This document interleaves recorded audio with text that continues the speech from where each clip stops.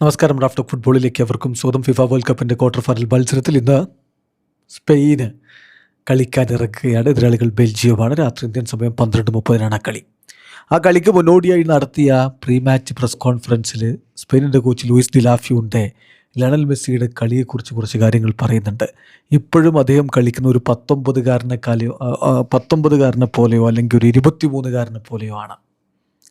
Hunger, ഓരോ കളി കഴിഞ്ഞാലും വിജയിച്ചു കഴിഞ്ഞാലും അടുത്ത കളി വീണ്ടും ജയിക്കണം, ഇങ്ങനെയുള്ളൊരു ഹങ്കർ ലിയോ മെസ്സിക്കുണ്ട്. അത് വളരെ ഇൻട്രസ്റ്റിംഗ് ആയിട്ടൊരു പോയിൻ്റ് കേട്ടോ. പലപ്പോഴും ക്രിസ്ത്യാനോയെക്കുറിച്ച് നമ്മളിങ്ങനെ ആളുകൾ പറയുന്നത് കേട്ടിട്ടുണ്ട്. ഒന്ന് നേടിക്കഴിഞ്ഞാൽ അടുത്ത് നടണം എന്നുള്ളൊരു ഹങ്കറും പാഷനും ഒക്കെയാണ് ആളെ കൊണ്ടുപോകുന്നതെന്ന്.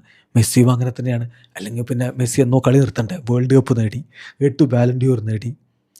അങ്ങനെ എല്ലാം നേടിക്കഴിഞ്ഞിട്ടും വീണ്ടും ഇതുപോലെ കളിക്കുന്നുണ്ടെങ്കിൽ ആ മനുഷ്യൻ്റെ വിജയത്തോടുള്ള അടങ്ങാത്ത അഭിനിവേശവും ആ ത്വരയും എന്താണെന്നുള്ളത് മനസ്സിലാക്കുക. പക്ഷെ അതിങ്ങനെ എല്ലാവരും വാഴ്ത്തി പാടാറില്ല, പറഞ്ഞു നടക്കാറില്ല എന്ന് മാത്രമേ ഉള്ളൂ. ചിലർ പറഞ്ഞു നടക്കും, ചിലരത് ചെയ്ത് കാണിക്കും. ഇതാ വ്യത്യാസം. അതാണിപ്പോൾ ലൂയിസ് ഡി ലാ ഫ്യൂണ്ടെ അത് പറയുന്നു. Messi looks like he is 19 or 23 years old. Messi ഇപ്പോൾ കളിക്കുന്നത് കാണുമ്പോൾ അദ്ദേഹം 19-കാരനാണോ 23-കാരനാണോ എന്നൊക്കെ തോന്നിപ്പോകും. അദ്ദേഹത്തിൻ്റെ പെർഫോമൻസ് ഒരു എക്സെപ്ഷണൽ ലെവലിലാണുള്ളത് എന്ന് പറഞ്ഞാൽ അത് അദ്ദേഹത്തിൻ്റെ മെച്യൂരിറ്റി മാത്രമല്ല, മറിച്ച് അദ്ദേഹത്തിൻ്റെ കമ്മിറ്റ്മെൻറ്റ് കൂടി കാണിക്കുന്ന ഒന്നാണ്. അദ്ദേഹം ടയർലെസ് ആണ്, ഒരിക്കലും സാറ്റിസ്ഫൈഡ് ആവുന്നില്ല. ഹി ഓൾവേസ് വാണ്ട് മോർ, ഇനിയും വേണം, എല്ലാ ദിവസവും ഇനിയും കൂടുതൽ അച്ചീവ് ചെയ്യണം എന്നുള്ള ഒരു മനസ്സുമായിട്ടാണ് അദ്ദേഹം വരുന്നത്. അദ്ദേഹത്തിൻ്റെ ടീംമേറ്റ്സിന് അദ്ദേഹം ഒരു എക്സാമ്പിളാണ്, ഫുട്ബോൾ ലവേഴ്സിന് അദ്ദേഹം ഒരു എക്സാമ്പിളാണ്. അതുപോലെ തന്നെ ഫുട്ബോൾ കളിച്ചു തുടങ്ങുന്ന എല്ലാ കുഞ്ഞുങ്ങൾക്കും അദ്ദേഹം ഒരു എക്സാമ്പിളാണ്. ഞാൻ വിചാരിക്കുന്നത് നമ്മൾ അദ്ദേഹത്തെ അഡ്മയർ ചെയ്യണം, അപ്രീസിയേറ്റ് ചെയ്യണം. അതിന് വേർത്തായിട്ടുള്ള കാര്യങ്ങളാണ് അദ്ദേഹം ചെയ്യുന്നത്.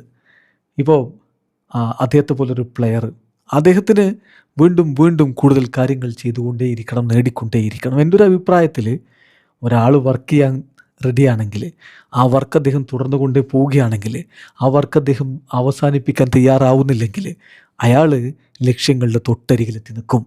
മെസ്സിക്ക് അതുണ്ട്. മെസ്സി അതിലാണ് മാസ്റ്റർ ആയിരിക്കുന്നത്. Through out his entire career അദ്ദേഹം അതാണ് ചെയ്തുകൊണ്ടിരിക്കുന്നത്.